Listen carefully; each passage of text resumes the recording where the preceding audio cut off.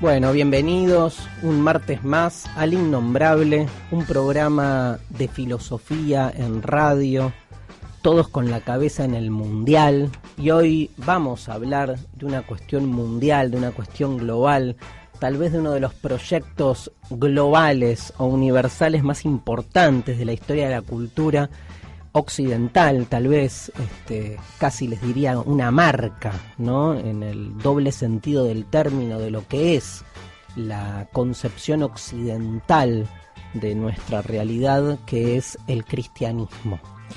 No es que va a ser un programa dedicado al cristianismo, sino a uno de los personajes que entendemos centrales en la construcción de cierto ideario que va a influir en una lectura cristiana muy particular, que es básicamente se reduce o se circunscribe a los textos de Pablo de Tarso. San Pablo, Pablo de Tarso, textos, cartas, epístolas que escribe y que terminan, digamos, constituyendo el canon de lo que se conoce como Nuevo Testamento. Evidentemente, cuando anunciamos que el tercer filósofo de esta segunda vuelta de los pensadores y filósofos iba a ser Pablo de Tarso, nos inundaron a mensajes del siguiente tenor: ¿por qué hablamos de San Pablo si esto es un programa de filosofía? Y me parece que esta pregunta, digamos, es una pregunta estrictamente filosófica y que tiene que ver con un prejuicio, con una lectura bastante prejuiciosa, según la cual la filosofía podría diferenciarse de otras esferas culturales de manera taxativa, y en especial de la religión, o de las fuentes religiosas, o de la pregunta religiosa. Está claro que puede diferenciarse la filosofía de cierta dogmática, pero también es cierto que hay una dogmática filosófica. Asociar únicamente la dogmática al discurso religioso es mínimo naif y máximo interesado, porque evidentemente para el tipo de filosofía que a nosotros nos gusta hacer, el problema son las dogmáticas religiosas, filosóficas, científicas, políticas, del corte que sea. Para nosotros no solo es un placer, es una obligación trabajar los textos de Pablo de Tarso, primero y principal porque son textos. Y los que hacemos filosofía y entendemos, como bien dice Derrida, que nada hay fuera del texto, nos parece fundamental comprender los orígenes de esos textos que nos constituyen en nuestros relatos contemporáneos. Jacob Taubes, un pensador del siglo XX, judío, muy poco leído, que ahora está un poco a la palestra, está medio de moda, atraído por todo el debate que hay alrededor de San Pablo, decía que él no entendía cómo en las facultades de filosofía no se leía la Biblia. Yo me formé en la Universidad de Buenos Aires, donde la palabra Biblia, en la época en que yo estudié, era claramente una mala palabra. Pero era una mala palabra porque estaba directamente asociada con la práctica religiosa.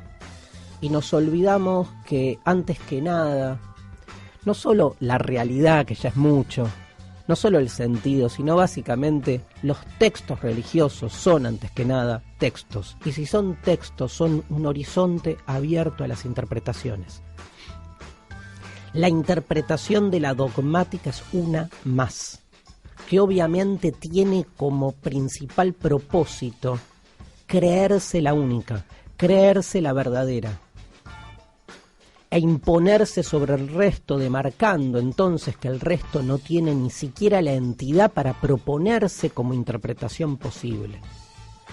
No hay lugar de mayor riqueza intelectual para entender quiénes somos que entender de dónde provenimos.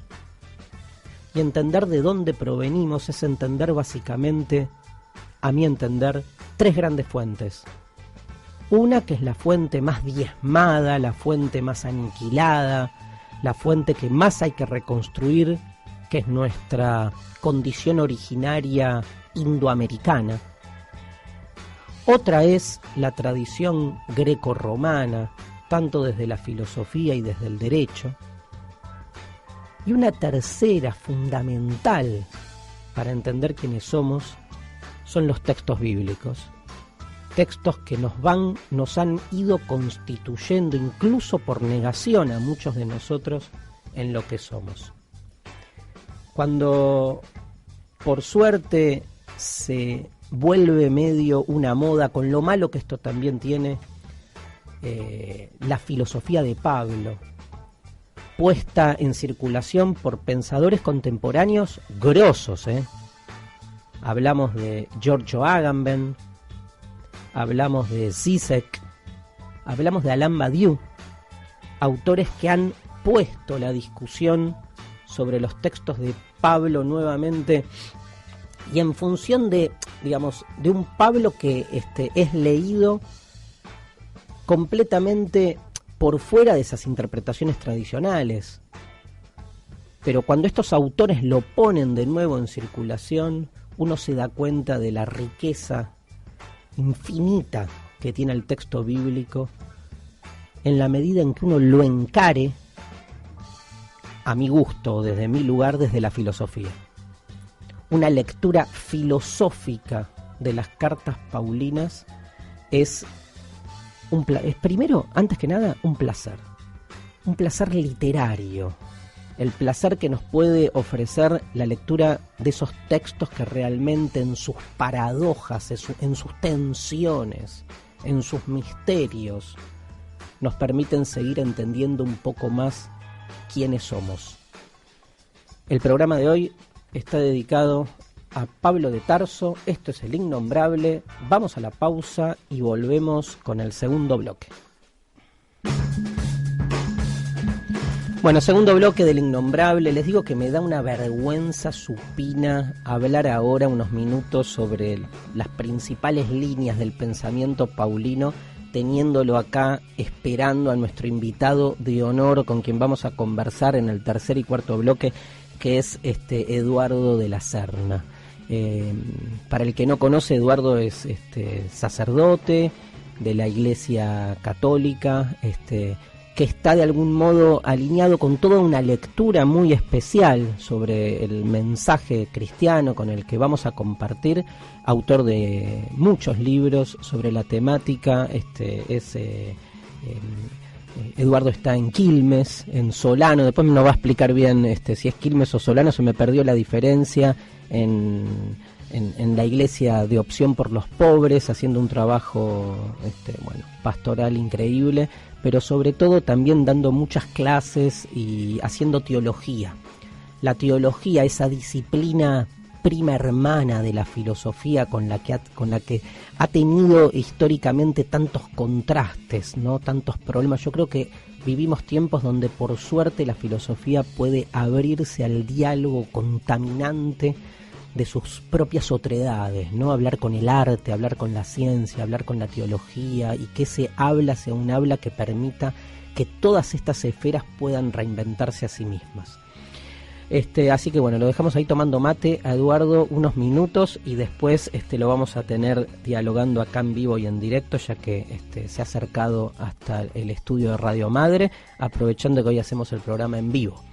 A ver, ¿qué decir de Pablo? Para el que no sabe nada, acá hay muchos que están escuchando y que no saben nada, ¿no? O sea, le suena San Pablo, le suena un equipo de Brasil, o le suena nada, o sea, algo muy ligado a lo religioso, por ahí en un sentido despreciativo. Básicamente, todo el que conoce la estructura del Nuevo Testamento, ¿sí? el libro, digamos, que es un poco, digamos, el que constituye, digamos, la esencia de lo que va a ser el texto cristiano y por lo tanto la práctica concreta de la vida religiosa cristiana. El Nuevo Testamento está constituido por 4 textos, 4 primeros textos o libros que son los llamados evangelios, que cuentan la historia de Jesús. Pero después de estos 4 evangelios, que es muy interesante pensar por qué hay 4 y por qué son tan distintos entre sí, y qué se discute entre los 4 evangelios. Después de los 4 evangelios viene un libro que es el libro de los Hechos de los Apóstoles, donde aparece la figura de San Pablo, ¿no? Que en principio es un recaudador de impuestos, pero que se dedica a empezar a perseguir a los primeros cristianos, ¿sí? Empieza a perseguir a los primeros cristianos porque después del relato de los evangelios, el libro de Hechos comienza a contar la historia de esos, en principio de los discípulos de Jesús, pero también, digamos, de la vida en comunidad de los primeros cristianos que están en una situación de persecución permanente. Y Pablo tiene, todo esto está contado en el libro Hechos, y se cuenta en ese libro la historia de este personaje perseguidor, ¿no? Que sufre es un verbo duro, ¿no? Padece, camino a Damasco, una aparición de Cristo que genera en él una conversión. O sea, digamos, es la historia de un converso. Pero es la historia del converso al que, creo yo, todo el cristianismo apunta, ¿no? Es como un símbolo de esa búsqueda cristiana de aquellos que encuentran camino a algún lado, un mensaje de reinvención. Pablo se convierte, camino a Damasco, y comienza toda una práctica que lo lleva, entre otras cosas, a recorrer a los principales sitios en los que hay comunidades cristianas incipientes, y ahí aparecen las famosas cartas, que son básicamente textos dirigidos a estos distintos pueblos, que tienen una particularidad porque están escritos en función de lo que sucede en cada uno de esos lugares. Hay lugares donde hay que hablar más judíamente, hay lugares en los que hay que hablar más romanamente, hay lugares en los que hay que salir a pegar duro, hay lugares en los que hay que ser más sensible. Entonces cada una de las cartas de Pablo, las cartas paulinas, son todas esas cartas, si ustedes han abierto alguna vez un Nuevo Testamento, que se llaman carta a los romanos, carta a los corintios, carta a los hebreos, carta a los filipenses, ¿no? Son todas estos textos que aparte implican una genialidad literaria, porque Pablo es como que se adapta en su estilo para escribirle a cada una de estas comunidades de manera muy diferente. Y los planteos que realiza ahí implican como una primera lectura o interpretación de lo que es la reciente vida, pasión y muerte de Jesús, supuestamente el Mesías que ha llegado, el Hijo de Dios, que ha muerto para redimir al hombre. Entonces uno va leyendo en esas cartas diferentes conflictos que se vuelven filosóficos en la medida que van planteando para esa época cuestiones concretas que van viviendo los primeros cristianos. El primer conflicto interesantísimo que está ahí presente, es el que se vive al interior del pueblo hebreo, del pueblo judío. Porque no olvidemos que el cristianismo, los primeros cristianos, básicamente son judíos, que lo que hacen es realizar un corte, y les diría, vamos a preguntarle a De la Serna después, un corte y les diría que los primeros cristianos básicamente lo que están planteando es una renovación del judaísmo. O sea, que después se hayan vuelto una religión diferente y separada del judaísmo, es algo, no digo aleatorio, pero digo es algo posterior. No es aleatorio, pero digamos, no es necesario tampoco. No es que estaba pensado de esa manera. No está pensada en la esencia del cristianismo su separación, ¿sí? Con respecto al judaísmo. Es algo que se va dando sobre todo en función de las tensiones que se provocan al interior del propio pueblo judío, que es la no aceptación de esta parte, de este resto, un concepto muy fuerte en toda la teología cristiana primitiva, que va a diferenciarse ¿no? de las formas más canónicas, de las formas más oficiales con las que vive el judaísmo en ese momento. Entonces hay un primer planteo muy fuerte, que es que, digamos, que ustedes saben que, digamos, el mensaje hebreo es un mensaje más bien particularista. El pueblo hebreo es un pueblo que nace como pueblo elegido, con la autopercepción de ser un pueblo elegido, pensado como pueblo que se separa del resto de los pueblos. El mensaje cristiano, y que va a estar muy fuerte en los textos de Pablo, es que traduce de algún modo la palabra de Jesús, es que ese mensaje particular debe volverse universal. Esta universalización de la salvación, esta universalización de las utopías, esta necesidad de pensarnos, no particularmente, sino de pensar ese resto que está por detrás de todas nuestras diferencias, es de algún modo la marca del mensaje paulino. Hay un texto que, no me acuerdo ahora bien en cuál de las cartas, donde cuando Pablo tiene que definir quiénes somos, entre comillas, estos judíos renovados que pasamos a ser los nuevos cristianos, utiliza la fórmula del ni. Dice, ni judíos, ni gentiles, ni esclavos, ni libres, ni hombres, ni mujeres, porque hay un resto universal que es lo que de algún modo está por detrás de todas esas diferencias que lamentablemente en la historia de Occidente han sido siempre diferencias en conflicto. Este planteo universal es el que va a rescatar la filosofía para pensar en el mundo de hoy la posibilidad de volver a percibirnos como ese resto, donde las diferencias son más que válidas, pero como generan necesariamente conflicto, el único modo de que esos conflictos no terminen en violencia, sino en la posibilidad de aprendizaje mutuo, es rescatar la sacralidad de ese resto que está por detrás de todos nosotros. Si a esto le agregamos la increíble discusión que plantea Pablo entre el amor y la ley, una discusión en realidad según la cual la formalidad de la ley no alcanza para llevar a cabo nuestra realización, sobre todo en tiempos donde la ley tiene un lugar fundamental. No se olviden que el pueblo judío es el pueblo de la ley.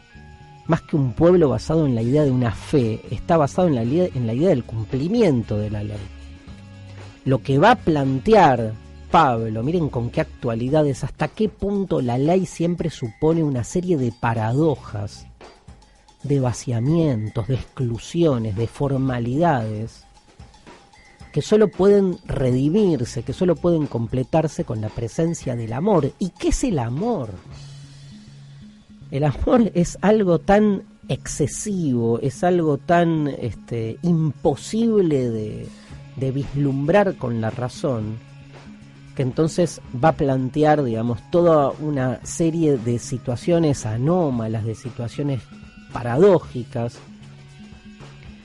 pero según las cuales el amor puede de algún modo completar, superar a la ley. Todo esto lo aprendí de Eduardo de la Serna, porque yo hablaba de la discusión entre el amor y la ley, y Eduardo el otro día estábamos en una reunión, se puso firme y dijo, el amor no se pelea con la ley, el amor la supera. Pero entonces no nos queda otra cosa que convocarlo a Eduardo y pasar, después de esta pausa, a charlar con él estos y otros temas. Qué interesante, vieron que es repensar estos textos que a la filosofía le parecen tan lejanos y sin embargo tan en el riñón de lo que es la historia y la aventura de nuestro pensamiento. Pausa y ya volvemos, tercer bloque del Innombrable. ¿Cómo estás, Eduardo de la Serna? Te veo muy concentrado viendo el casamiento de Wanda y Mauro Icardi. Sí, no, totalmente, absolutamente concentradísimo. Pero porque, bueno, un casamiento es un acto de sacralidad muy importante, ¿no? O una deformación. ¿Pero se casaron por iglesia? No, no. No lo sé. No, creo que no. No sé. Como no seguís la historia de... No, la verdad que justo estaba muy ocupado. Escúchame, bueno, estamos hablando de Pablo de Tarso, de San Pablo. Estuviste escuchando un poco toda esta introducción. Me pusiste una cara de horror cuando dije que era un recaudador de impuestos, ¿no? Pero bueno, dame la posibilidad de equivocarme. No, aparte eso no hace a la filosofía, hace algún detallecito más o menos histórico que veo. Le erré, ¿por qué no nos contás un poco? No, como era habitual en el mundo antiguo, que todo el mundo era hijo, por ejemplo, herrero, hijo de herrero, nieto de herrero, bisnieto de herrero, tataranieto de herrero. Pablo fabricaba carpas o reparaba carpas, trabajaba el cuero, la lona. Y evidentemente seguramente sus padres, sus abuelos y sus bisabuelos también eran esto, es decir, Pablo trabajaba de eso, trabajaba de reparación o fábrica de carpas, lo cual después le va a servir mucho para su ministerio, porque cuando como buen oriental, un tema que también ya podemos entrar a filosofía también, pero como buen oriental que desconoce la categoría tiempo, claro, se toman 25.000 horas para preparar una carpa mientras habla con todo el mundo, etcétera, ¿no? Y entonces eso le sirve a él para la predicación también. Entonces, mientras trabaja, a su vez, sí. predica, ¿no? Escúchame, ¿es tan importante la historia, el relato de la conversión, digamos, en la historia de Pablo? ¿Por qué tiene tanta centralidad? No, lo que pasa es que la centralidad se la da Hechos de los Apóstoles, que era lo que vos aludías antes, porque Hechos escribe bastante más tarde. Pablo muere aproximadamente en el año 64, 66, 67, por ahí. Hechos se escribe más o menos en el 86, 87, 85, por ahí, es decir, unos 20 años después, donde empieza a haber un grupo muy grande que va a ser muy crítico de Pablo. Entonces Hechos se escribe exaltando la figura de Pablo. Entonces Hechos es escrito por un fanático de Pablo, y entonces le da toda la centralidad como para mostrar, digamos, esto que Hechos llama la conversión. En general los estudiosos de Pablo tratamos de evitar la palabra conversión, sobre todo más que nada porque la palabra conversión permite una lectura antisemita, claro, que sería bueno evitar, sobre todo porque Pablo se siente judío, se sabe judío. Pablo no piensa que ha pasado a otra religión, ¿no es cierto? Entonces, para evitar cualquier lectura antisemita, Pablo mismo habla revelación, que en griego es apocalipsis. Pablo habla de que Dios le reveló a su hijo, no que él cambió ni todas esas cosas, ¿no? Ahora, digamos, cuando uno tiene que encontrar como un punto de inicio del cristianismo, digamos, esto que estamos acá diciendo suele ser como muy polémico, ¿no? Porque se suele mencionar que Pablo vendría a ser como el primer cristiano o el creador del cristianismo. No, o sea, hasta lo han llamado el fundador del cristianismo en los principios del siglo XX, sí. Claro, y sin embargo vos estás diciendo que Pablo, vivió, murió, nació, vivió y murió como un judío. Sí, claro. Pero de hecho Jesús también, ¿no? Es decir, el tema tiene que ver con esto. Ya en el Antiguo Testamento o la Antigua Alianza, la idea de que los pueblos van a ir a Israel porque van a reconocer al único Dios era un tema que aparecía en algunos escritos, por ejemplo, en los discípulos de Isaías.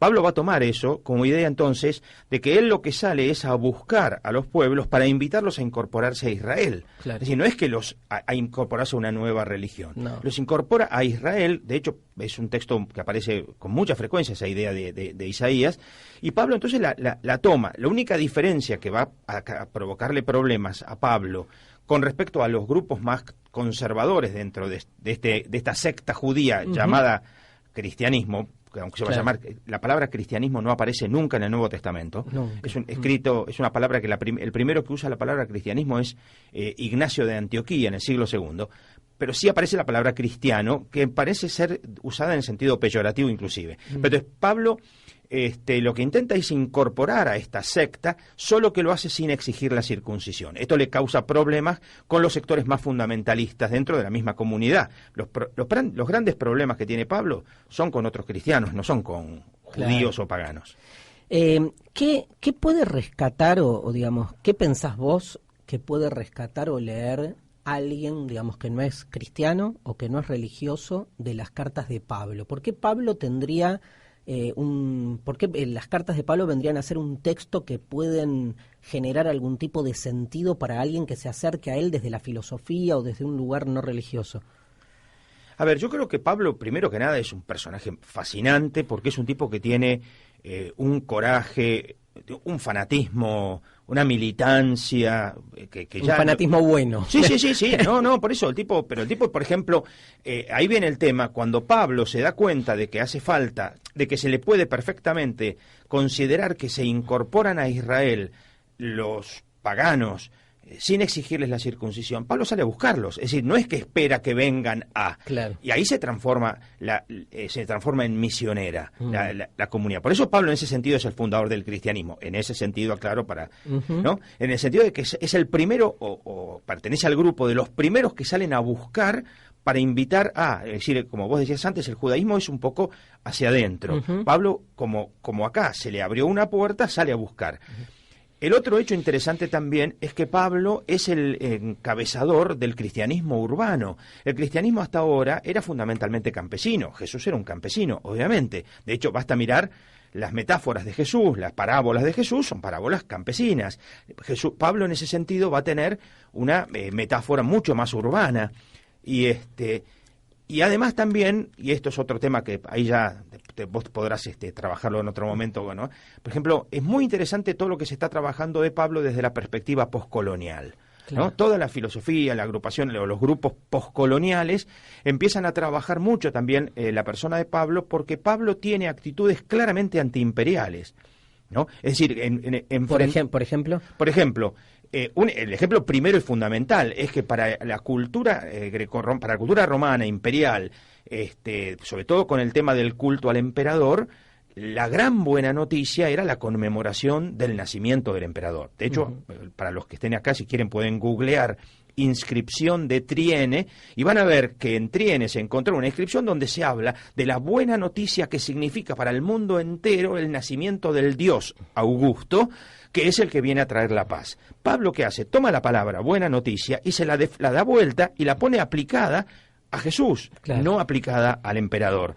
Entonces, evidentemente está haciendo una cosa absolutamente contracultural, pero eso lo hace con otras palabras más. La palabra fidelidad al emperador, Pablo la transforma destacando la importancia de la fe, la gracia del emperador que gratuitamente nos libera de impuestos porque hemos tenido un terremoto. Pablo la deforma y la toma y la transforma en la gracia y destacar, por ejemplo, en una sociedad en la cual se aplicaba a la perfección la ley del gallinero. Es decir, acá es importante recordar que para el mundo antiguo griego y romano, los que eran iguales se relacionaban como amistad y los que eran inferiores se relacionaban como clientes del patrón. Claro. El gran patrón, el patrón de los patrones, obviamente era el emperador, y entonces los gobernadores eran clientes del patrón, pero a su vez patrones de los intendentes eran y así, ¿no? Entonces era la famosa ley del gallinero. Y Pablo, ¿qué es lo que hace? Primero que les da vuelta el tema y lo propone a Jesús como modelo, matado en la cruz por ustedes los romanos, eso quiere decir,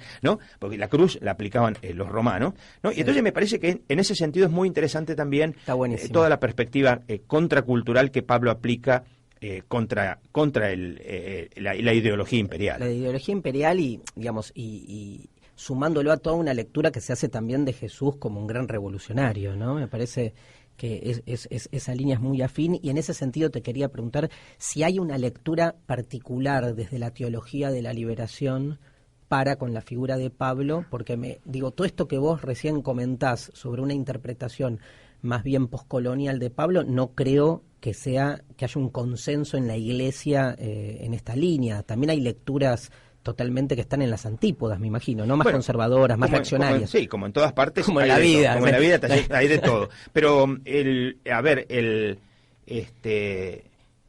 Pablo tiene mala fama en la Iglesia Católica Romana. Porque Pablo aparece como el que se enfrenta con Pedro, y como la Iglesia Católica Romana es petrina por el Papa y todo eso, claro, en general a veces cuesta a muchos rescatar la figura de Pablo, ¿no? De hecho, por ejemplo, el Papa Benito XVI convocó un año paulino, fue un fracaso, es decir, no hubo nada, porque no hay en general una fuerza a la figura de Pablo. Vos decís que el cristiano medio, digamos, juega más con Pedro que con Pablo. Juega más con Pedro que con Pablo o con los evangelios en ese sentido. Claro. Entonces, en ese sentido, Pablo es un poco aparte Pablo en su vida histórica, Pablo fue un fracasó en todo lo que hizo. Tuvo una discusión con Pedro y fracasó, perdió Pablo, se tuvo que ir, organizó una colecta, fracasó, no se la recibieron porque era de los paganos que no eran, ¿no? No se la recibieron. Es decir, Pablo continuamente en las grandes cosas que él encaró, fracasa, él va a una ciudad y lo terminan echando, y al final Pablo escribe a los romanos diciendo, ya no tengo campo de acción acá, porque me echaron de todos lados, quiere decir, ¿no? Entonces, es interesante que Pablo se ve a sí mismo en su propio fracaso como una especie de repetir la historia de Jesús, ¿no? Claro, buenísimo. Y son complejos los textos, las cartas. Poner la carta a los romanos, digamos, es una maravilla. A mí me fascina, pero tiene una complejidad toda la discusión sobre la ley, incluso el famoso texto hiperremanido del amor, la fe y la esperanza en los Corintios, también tiene una complejidad lo que hay atrás. También me sorprende, digo, yo desde la filosofía, el abordaje que uno puede hacer de esos textos, digamos, la dogmática lo ha hecho de una manera como, me imagino, y por ahí estoy siendo prejuicioso, como obviando toda la sofisticación que el texto tiene, ¿no? Bueno, primero que la dogmática se fue gestando a lo largo de los siglos y las lecturas más críticas de la Biblia son recién desde fines del siglo XIX, más bien del siglo XX, y en la Iglesia Católica Romana recién a partir del Vaticano II. Entonces, en ese sentido, la influencia de una lectura más crítica de la Biblia es muy tardía. Lo que pasa es que además también el gran problema que hubo con respecto a Pablo particularmente, y también con respecto a Jesús, es que la lectura que se intentaba hacer constantemente era una lectura de Pablo como cristiano, y al no verlo a Pablo o a Jesús como judío, eso llevaba a un callejón sin salida, no había con qué entrarle a Pablo, porque, a ver, la fe en Pablo no hay que entenderla desde una perspectiva griega, hay que entenderla desde una perspectiva hebrea. Obviamente, si para Pablo la fe no es una cuestión racional, sino que es una cuestión existencial, como todo lo que es judío, ¿no? Entonces, en ese sentido, es muy interesante que cuando se descubre al Pablo judío, cuando se descubre al Jesús judío, empezamos a entrar en terreno donde podemos empezar a sacarle jugo, porque si no, Pablo, como era cristiano, que se enfrentó con los judíos, entonces todo lo que se llegaba resultaba inasible, porque no había forma de entrarle a Pablo si vos lo mirás como un griego, por ejemplo, ¿no? Tal cual. Bueno, increíble, ¿eh? ¿La pasaste bien? Sí, claro. Dale. Te voy a invitar al bloque que sigue, ¿eh? Ah, bueno. Pero, ¿te vas a animar? Puede ser. El bloque, hay que tener coraje, como bueno. Pablo. Ah, bueno. El bloque que sigue se llama Mixturas. Y lo que hacemos es tomar todos los temas que vimos hoy y buscar alguna afinidad en el mundo de las industrias culturales contemporáneas. Programas de televisión, programas de radio, literatura, cine. En el mundo postcolonial lo llaman hibridez. La hibridación, que es una de las claves de nuestros tiempos posmodernos. Así que con Eduardo de la Serna vamos a la pausa y cuando volvemos vamos a escuchar con él muchas de nuestras mixturas paulinas para el martes de hoy del Innombrable. Bueno, evidentemente con este cierre de Eduardo de la Serna no podemos hacer otra cosa que agradecerles el haber estado ahí, agradecerle a Eduardo la presencia. Gracias, Eduardo, por haber estado. Por favor, un gusto. ¿La pasaste bien? Sí, absolutamente. ¿Todo acá la comida que te hemos dado? No. Con gusto poco. Bueno, gracias a todos por estar. Este ha sido un nuevo programa del Innombrable. Nos vemos el martes que viene, no me acuerdo con qué pensador, pero seguro va a ser creo que Spinoza nos toca el martes que viene. Esto ha sido el Innombrable, esto es Radio Madre, esto es un martes más en la historia de este país.